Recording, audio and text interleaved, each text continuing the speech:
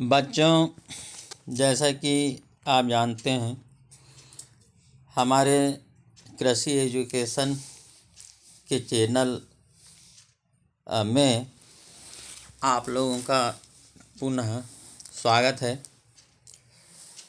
हम नित्य जानकारी कक्षा 12वीं से 11वीं से लेकर कॉलेज तक या एग्रीकल्चर कंपटीशन से संबंधित आपको हमेशा जानकारी पहुंचाते रहे हैं।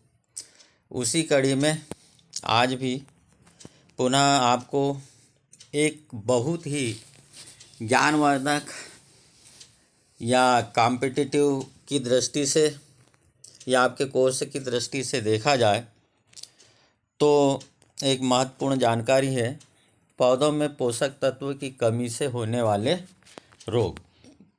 कौन कौन से ऐसे रोग हैं जो पौधों में पोषक तत्वों की कमी से होते हैं, उन रोगों के बारे में हम बताएंगे। जैसे जो बताए थे कि मुख्य पोषक तत्व जैसे NPK, nitrogen, phosphorus, potassium, calcium, magnesium, sulphur और सूक्ष्म पोषक तत्व के बारे में, उन्हीं की यदि मृदा में कमी हो जाए, पौधों को पर्याप्त मात्रा में न मिले तो विभिन्न प्रकार के रोग उत्पन्न करते हैं और कई पौधों पर वे रोग हमें दिखाई देते हैं। तो आज उसी बातों को लेकर हम उपस्थित हुए हैं। टॉपिक है पौधों में पोषक तत्व की कमी से होने वाले रोग। तो उनमें से पहला पोषक तत्व है नाइट्रोजन और नाइट्रोजन की कमी से होने वाले रोग। तो नाइट्रोजन की कमी से जो है कई ऐसे रोग हो रहे हैं पौधों में। जैसे पहला हम देखें तो फूल गोभी में जो है बटनिंग बीमारी होती है। इससे फूल का जो आकार है वो छोटा हो जाता है और ख़ासकर बटन की तरह हो जाता है। इसलिए इसे कौन सा रोग कहते हैं? फूल गोभी में बटनिंग रोग कहते हैं। और यह रोग जो है, ये देखिए आप, इसका हम डायग्राम भी लेकर उपस्थित हुए हैं। जैसे ये जो है ये बटन की तरह कैसा दिखाई देता है। ये फूल गोभी में जो फूल है ये बटन आकार का हो जाता है और ठीक प्रकार से फूल नहीं बनता, फूल छोटा हो जाता है। जैसे देख रहे हैं आप, ये छोटा फूल हो गया और ये जो है ठीक प्रकार से पौधों में वृद्धि नहीं होने देता है, जिसके कारण इस रोग को हम बटनिंग रोग कहते हैं। जो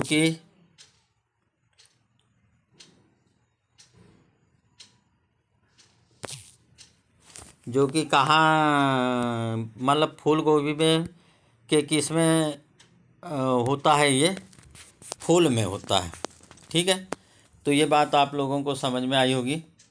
दूसरा रोग है नाइट्रोजन की कमी से धान में पनसुख बीमारी। यह जो है वो पानी की अधिकता के कारण होती है। कौन सी बीमारी? धान में पनसुख बीमारी। तो धान में पनसुख बीमारी यह जो है पानी की अधिकता से होती है, जैसे कि हमने बताया। अतः इसके लिए जो है वो हमें अच्छे जल निकास का उपयोग करना चाहिए ताकि ये बीमारी से निजात पा सके। तो ये धान की फसल है और धान की फसल जो है वो वृद्धि नहीं करती है, कुछ पीली हो जाती है और ये ज़्यादातर देखा गया है कि पौधावस्था में होती है। दूसरा जो तत्व है फास्फोरस की कमी से होने वाले रोग। जो फास्फोरस जो तत्व है ये पौधों के लिए ऐसे भी आवश्यक है। दलहनी फसलों के लिए हमने बताया था कि नोडुल्स का निर्माण करता है, लेकिन इसकी कमी हो जाए तो रोग भी उत्पन्न होता है। और रोग कौन सा कि विशेष प्रकार का रोग उत्पन्न तो नहीं होता, लेकिन रोग जैसे हमको लक्षण उसमें दिखाई देते हैं। जैसे देखा जाए तो तना जो है वो कमज़ोर हो जाता है, पौधे वृद्धि कम करते हैं, तना छोटे छोटे दिखाई देते हैं। फिर तीसरा जो पोषक तत्व है वो है कौन सा, पोटेशियम या पोटास। तो पोटेशियम की कमी में जो है कमी से लीची में स्कारचिंग यानी पत्तियां थोड़ी सी जली जली, फल पर धब्बे हो जाते हैं। आम में जो है वो लीफ स्कार्प होता है।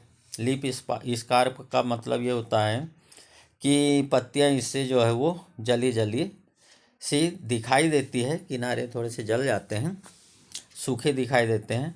एक और है डैम्पिंग ऑफ। डैम्पिंग ऑफ बीमारी तो वैसे फफूंद के कारण भी होती है और पोटेशियम की कमी से भी होती है।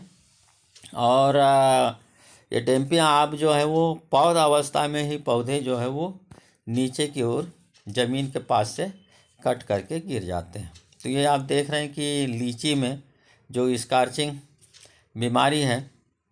और फिर नेक्स्ट जो पोषक तत्व है उसका नाम है कैल्शियम। और कैल्शियम की कमी से जो रोग उत्पन्न होता है वो है गाजर में कोटर स्पॉट। तो गाजर आप लोगों ने देखा होगा कि बीच बीच से सड़ा हुआ गाजर, ये जैसे ये सड़े धब्बे दिखाई देते हैं, ये कभी कभी अंदर तक जो है वो पहुंच जाते हैं। तो ये जो है यही रोग कहलाता है कोटर स्पॉट रोग। और ये खासकर देखा गया है गाजर की जड़ों में। नेक्स्ट जो पोषक तत्व है मैग्नीशियम। और मैग्नीशियम की कमी से जो है विशेष प्रकार के रोग तो उत्पन्न नहीं होते हैं, लेकिन मैग्नीशियम का हमने पिछले कार्य बताया था और उससे आप भली भांति परिचित हैं कि मैग्नीशियम जो है वो क्लोरोफिल के लिए स्ट्रक्चरल एलिमेंट है, तत्व है। इसके बिना जो है क्लोरोफिल की संरचना नहीं बन सकती है। मैग्नीशियम के बिना क्लोरोफिल का निर्माण संभव नहीं है। और इसमें जो इलेक्ट्रॉन ट्रांसपोर्ट का काम करता है, थोड़ा सा उत्प्रेरक का कार्य करता है, वो है फेरस। तो ये भी आपने देखा पिछले वीडियो में, नहीं देखे होंगे तो आप हमारे पिछले वीडियो जाकर के देखें पोषक तत्वों के कार्य के अंतर्गत, तो आपको ये मिल जाएगा। या फिर हम डिस्क्रिप्शन में जो है वो आपको लिंक डाल देंगे, तो आप उसमें देख लीजिएगा। फिर है नेक्स्ट जो है मैंगनीज। मैंगनीज की कमी से जो होने वाला जो रोग है शलजम में वाटर कोर रोग। वाटर कोर रोग और मटर में मार्स बीमारी, चुकंदर में पीला चींटीदार रोग और शुगर केन जो है गन्ने में पाला बीमारी होती है। ये आप देख रहे हैं चुकंदर में, ये शलजम में चुकंदर में पीला धब्बा रोग होता है। शलजम में वाटर कोर यानी स्पॉट हो जाते हैं, पानी की तरह धब्बे उसमें दिखाई देने लगते हैं, पानी निकलने लगता है, उसमें सड़ जाती जड़ें। मटर में मार्स बीमारी, जैसे ये मटर है तो आप इसमें देखिएगा जो मार्स बीमारी है ये ऐसे धब्बे हो जाते हैं। और दाने को यदि छिलकर निकाले देखें तो दाने के जो अंदर वाले जो भाग है बीज में, तो ये इस प्रकार से हल्का हल्का सड़ा हुआ दिखाई देता है। तो ये मटर की फसल है और मटर में ये रोग लगा हुआ है। कौन सा रोग, जिसका हमने नाम बताया अभी, इस रोग का नाम है, कौन सा रोग बताए थे, मैंगनीज की कमी से होने वाला रोग मटर में मार्स बीमारी। मार्स का मतलब एक प्रकार से सड़न ही होता है, मार दलदल होता है, और दलदल का मतलब यहाँ से सड़न से लिया गया है। शुगर केन में भी इसी प्रकार से कुछ सड़न उत्पन्न हो जाती है, जिसको हम पाला बीमारी आप शुगर केन कहते हैं। यहाँ तक आप लोगों को बातें समझ में आई होगी। नेक्स्ट जो तत्व है मॉलिब्डेनम, और मॉलिब्डेनम की कमी से जो होने वाले रोग हैं, ये बहुत ही फेमस बीमारी है। फूल गोभी में व्हीप टेल, फूल गोभी में कौन सा रोग? Whiptail. इससे जो है पत्तियों के किनारे सफ़ेद हो जाते हैं, मुड़ जाते हैं और फूल नहीं बनता है। जैसे आप ये देख रहे हैं फूल गोभी की फसल, और इस फूल गोभी की फसल में ये पा रहे हैं आप कि ये वृद्धि अच्छी प्रकार से नहीं हुई है, और यहाँ पर फूल बनना था, फूल बिल्कुल नहीं बन रहा है। तो इससे भी आप समझ गए होंगे इस पौधे को देखकर कि फूल गोभी में जो है व्हीप टेल बीमारी होती है। और यदि फूल कुछ मात्रा में बने भी तो वो जो फूल है ठीक प्रकार से वृद्धि नहीं करते हैं, बड़े नहीं हो पाते हैं, और क्योंकि पत्तियों पर क्लोरोफिल कम हो जाता है, सफ़ेद हो जाती है, मुड़ जाती है। तो ये खास इसकी पहचान है फूल गोभी में व्हीप टेल। फिर गन्ने की फसल में जो है हर्ट राट रोग होता है। राट का मतलब होता है सड़न। राट मीन्स क्या होता है? सड़न। गन्ने की फसल में जो है हर्ट राट रोग होता है, ये गन्ना भी जो है वो सड़ने लगता है। नींबू में येलो स्पॉट डिसऑर्डर होता है, येलो स्पॉट बन जाते हैं, जो छोटे छोटे धब्बे बन जाते हैं। फिर इसके बाद में नेक्स्ट जो पोषक तत्व है वो है कॉपर की कमी से होने वाले रोग। कॉपर है पोषक तत्व, और इसमें नींबू में जो है कौन सा रोग होता है? डाईबैक होता है। नींबू में कौन सा रोग हो जाता है कॉपर की कमी से? डाईबैक। जैसा कि आप इसमें देख रहे हैं कि क्या देख रहे हैं आप इसमें, ये है, इसमें शाखाएं जो है कोई एक शाखा, दो शाखा, तीन शाखा ऐसे सूख जाती है, जिसको डाईबैक कहते हैं। डाईबैक मतलब यहाँ पर सूखने से है, शाखाओं का सूखना, शाखाएं सूख जाती है।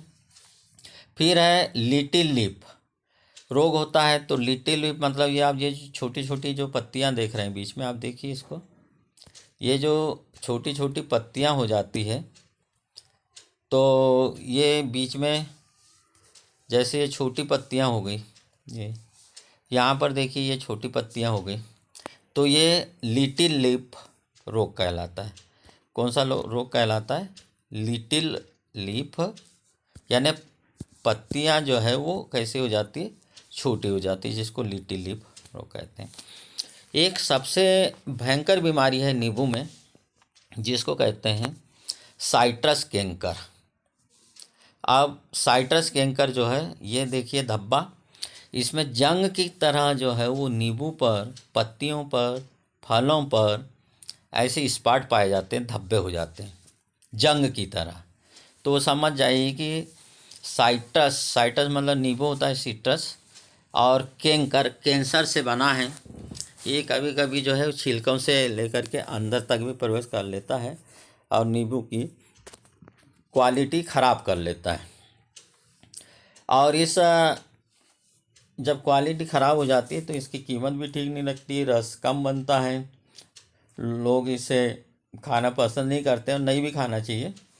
और ये जो है जेंथोमोनास कैम्पेस्ट्रिस सिट्री, इससे जेंथोमोनास कैम्पेस्ट्रिस, इसके नाम नोट कर लें, कैम्पेस्ट्रिस सिट्री, ये जीवाणु का नाम है। इस जीवाणु के द्वारा भी क्या नाम है इसका? जेंथोमोनास कैम्पेस्ट्रिस सिट्री जीवाणु से होता है। और इस जीवाणु के बारे में आप लोग परिचित तो नहीं होंगे, लेकिन इसको पहचान लें कि ये जेंथोमोनास कैम्पेस्ट्रिस सिट्री से होने वाला भी रोग है। और पोषक तत्व में देखा जाए तो ये किस पोषक तत्व की कमी से, हमने बताया कॉपर की कमी से होने वाला रोग है। उसी प्रकार से जो धान है, धान की फसल में भी जो है रिक्लेमेशन होता है। रिक्लेमेशन का मतलब ये भी एक प्रकार से सड़न या ऊंचाई जो है वो पौधों की कम हो जाती है। तो ये आप लोगों ने इस रोग को देख लिया, पहचान लेंगे आप।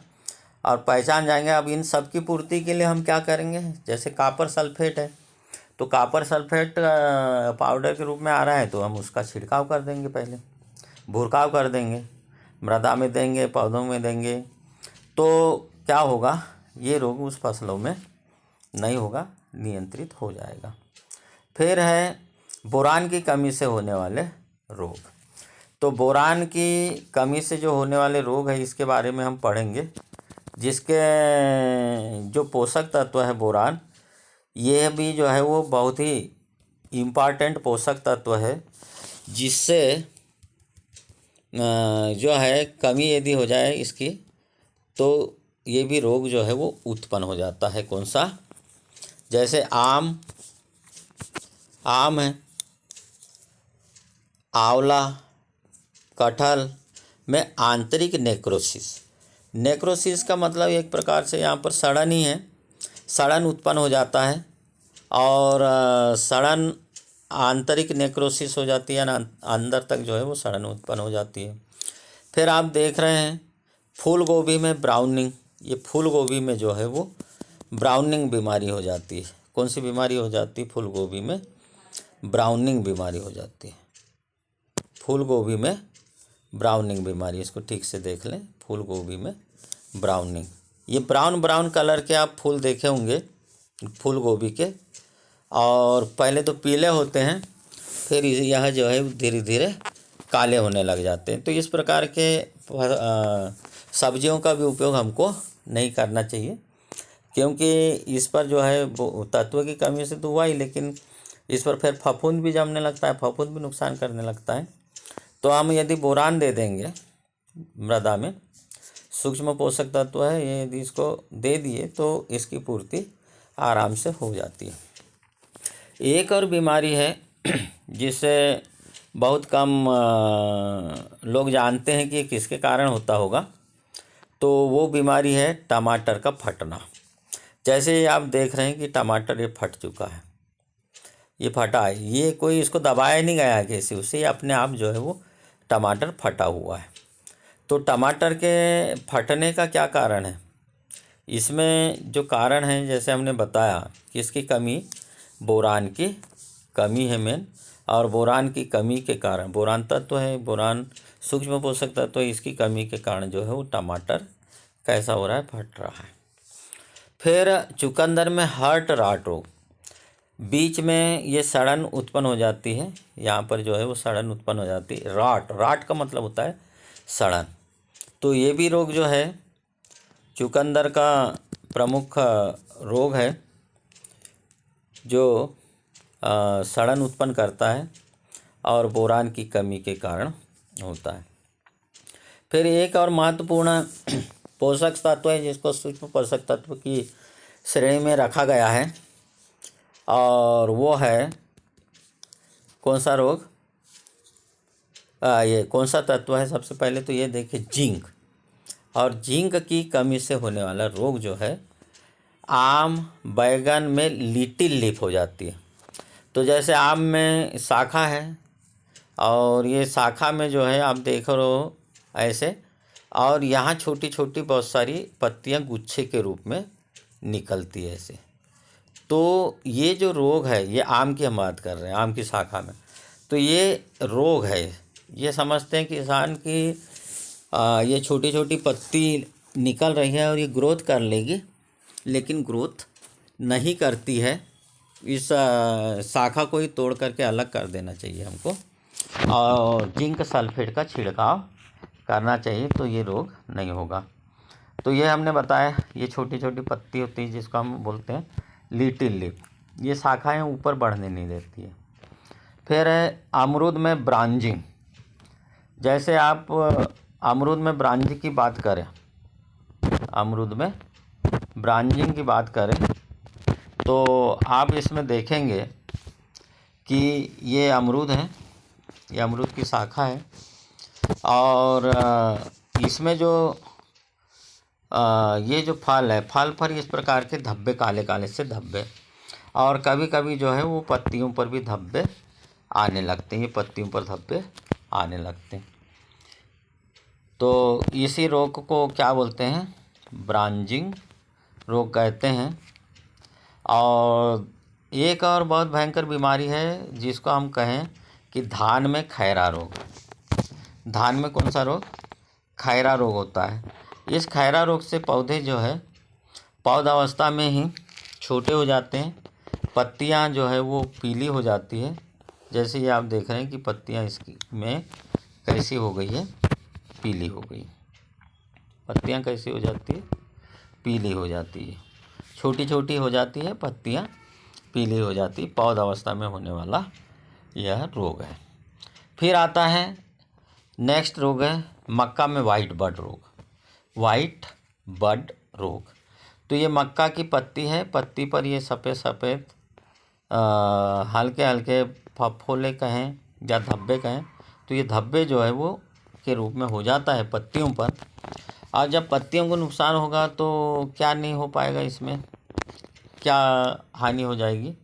इससे खासकर जो हानि होगी, क्लोरोफिल कम हो जाएगा, क्लोरोफिल नहीं बनेगा। तो क्लोरोफिल नहीं होगा तो पौधों में भोजन बनाने की जो क्रिया है वो कम हो जाएगी। तो इसलिए हमको इस रोग से बचने के लिए जो है मृदा में जिंक सल्फेट 20 से 25 किलोग्राम प्रति हेक्टेयर डालना चाहिए। इसके बाद में एक और भयंकर बीमारी आप देखे होंगे, ब्लैक टिप ऑफ मैंगो। कौन सी बीमारी? Black tip of mango. तो ब्लैक टिप ऑफ मैंगो जो है ये होती है किसकी कमी से? कोई पोषक तत्व की कमी से नहीं होती है, बल्कि हम आपको बता दें सल्फर डाइऑक्साइड SO2। कौन सी? सल्फर डाइऑक्साइड गैस के द्वारा होती है। और ये सल्फर डाइऑक्साइड गैस कहाँ से आ रही है भाई? सल्फर डाइऑक्साइड गैस जो आ रही है कि अधिकतर हम देखते हैं कि जो ईंट के भट्टे लगाए जाते हैं, इसको कोयली रोग भी बोलते हैं। कौन सा रोग? Black tip of mango. ये जो मैंगो है, ये जो आम है, ये काले काले धब्बे, इसको काला सीरा रोग भी कहते हैं। कौन सा रोग कहते हैं? काला सीरा रोग भी कहते हैं। और ये काला सीरा रोग मतलब ये धब्बे है जिसको कोयली बीमारी भी कहते हैं। और कोयली के कारण जो है आम की क्वालिटी बिगड़ जाती है। हालांकि ये खाने में अच्छा लगता है, खाने में कुछ मीठा लगता है, ये धीरे धीरे जो है वो आम पक भी जाता है। क्यों पक जाता है? क्योंकि इसमें एक डिसऑर्डर ये हो जाता है कि वो सड़ने लगता है वहाँ पर। तो इसमें जो है पकने की क्रिया भी हो जाती है, लेकिन क्वालिटी ख़राब हो जाती है, उतना भाग ख़राब हो जाता है। तो इसलिए हम एक काम करें कि जो सल्फर डाइऑक्साइड गैस है, हम बता रहे थे कि ईंट के भट्टे से निकलती, मतलब मिट्टी जलती है और लाल हो जाती है, ईंट लाल हो जाती है, भट्टे जलाते हैं तब, तो वो उससे जो धुआं निकलता है वो धुआं में सल्फर डाइऑक्साइड होती है। कौन सी गैस होती है? SO2 गैस होती है। और इस SO2 गैस के ही कारण काला सीरा होता है जिसको कोयली कहते हैं। और इसके बचाव के लिए हमको क्या चाहिए? जो ईंट के भट्टे लगाते हैं वो कम से कम 1 किलोमीटर से, बल्कि और यदि सुविधा है हमारे पास में कि ईंट के भट्टे और दूर लगाए जा सकते हैं तो 2 किलोमीटर से अधिक दूर लगाए, लेकिन कम से कम 1 किलोमीटर से अधिक दूरी पर ईंट के भट्टे लगाना ही लगाना है। यानी ईंट के भट्टे यदि लगाना है तो कम से कम 1 से 2 किलोमीटर से अधिक दूरी पर ही लगाना है, उसको पास में ना लगाएं। और सल्फर डाइऑक्साइड गैस जो है वो आम के पेड़ तक न पहुँचे, फलों को नुकसान न पहुँचाए, इस बात का हमको विशेष ध्यान रखना है।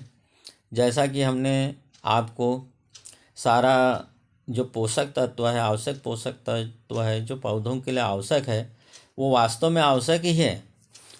उसकी आवश्यकता उतनी होती है जितनी कि हमको देना ज़रूरी है पौधों को। तो इस बात का हमको विशेष ध्यान रखना है कि जो भी पोषक तत्व की कमी है उसकी पूर्ति के लिए हमको सबसे पहले चाहिए कि मृदा परीक्षण करवा लें। जब मृदा परीक्षण करवा लेंगे तो हमको ये मालूम हो जाएगा कि हमारी मृदा में किस पोषक तत्व की कमी है। इसके लिए हम सॉइल सैंपल कलेक्ट कर लें और मृदा परीक्षण प्रयोगशाला में लेकर के जाएं आधा किलो सैंपल। और मैं इसके बारे में एक वीडियो और बना दूंगा कि कैसे सॉइल सैंपल कलेक्ट करते हैं और उसको कहाँ पहुंचाते हैं, कैसे पहुंचाते हैं, उसकी क्या प्रक्रिया है। तो ये मैं पूरा वीडियो बनाऊंगा, मैं फिर इसके बारे में बाद में चर्चा करूंगा। तो आप लोगों को पोषक तत्व की कमी से होने वाले रोगों के बारे में विस्तृत जानकारी दिया है हमने और आपको वीडियो पसंद भी आया होगा। बहुत ही ज्ञानवर्धक बातें हैं, छात्रों के लिए तो है ही है, लेकिन ये जो बाग बगीचे लगाने वाले लोग, घर में जो किचन गार्डन बनाते हैं, उनके लिए भी बहुत उम्दा जानकारी है, बहुत ही महत्वपूर्ण जानकारी है। वो इसके नियमों का, कौन से नियमों का, मृदा परीक्षण के नियमों का पालन करें, मृदा परीक्षण करवाएं और उसी अनुसार पोषक तत्व मृदा में डालें ताकि कोई भी पोषक तत्व की कमी न हो। और हम जिस उद्देश्य से फसल उत्पादन कर रहे हैं, पौधे लगा रहे हैं, घर की शोभा बढ़ाने के लिए कई पौधे, फूलदार पौधे, वृक्ष लगाते हैं, तो वो हमारा उद्देश्य पूरा हो सके। और छात्रों के परीक्षा की दृष्टि से कोई भी कॉम्पिटिटिव कृषि से संबंधित यदि क्वेश्चन आते हैं और पोषक तत्वों की कमी से संबंधित क्वेश्चन आएंगे तो इसमें से आपको बहुत, बल्कि 100% क्वेश्चन इसी में से आएंगे, ऐसी मेरी आशा है। आप लोगों को ये समझ में आया होगा। यदि चैनल समझ में आया होगा और आपको जानकारी अच्छी लगी होगी तो कोई दबाव नहीं है कि आप इसको सब्सक्राइब करें, लेकिन आप सब्सक्राइब करते हैं तो किसी भी प्रकार का कृषि से संबंधित नोटिफिकेशन और जो जानकारी हम अपलोड करेंगे वो जानकारी आपको पहले मिलेगी और उसके बारे में आप तुरंत परिचित हो जाएंगे। इसलिए आप इस चैनल को सब्सक्राइब करें, शेयर करें, अपने साथियों को बताएं, साथियों को शेयर करें, लाइक करें, ताकि यह जानकारी आप एवं आपके दोस्तों को, साथियों को, परिवार को, रिश्तेदारों को दूर दूर तक पहुंच सके। अब यहीं हम अपना वीडियो को विराम देते हैं। आपने इसे सुना और सुनते रहेंगे इन्हीं आशाओं के साथ। बहुत बहुत आप लोगों को बधाई रहेगी, अग्रिम बधाई। कोई भी एग्ज़ाम में आप सिलेक्ट हो जाएं, ये मेरी आशा है। धन्यवाद। जय हिंद, जय भारत।